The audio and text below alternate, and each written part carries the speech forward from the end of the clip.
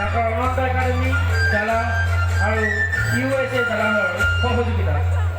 বৃন্দাবনত রাসলীলা অনুষ্ঠানটি উপভোগ করার পর আমি সমূহ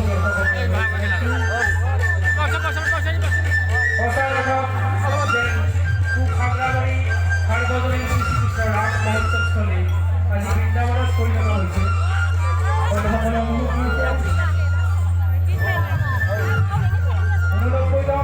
খাগড়াবাড়ি শ্রীকৃষ্ণ রাস মহোৎসবস্থলে আজি যেন এক বৃন্দাবন পরিণত হয়েছে অনুভব হয়েছে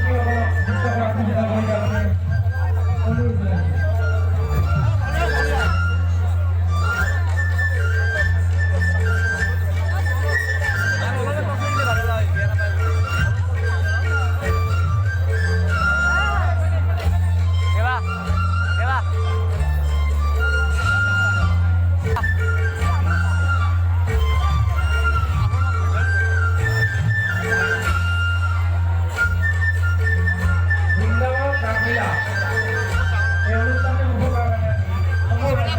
করার জন্য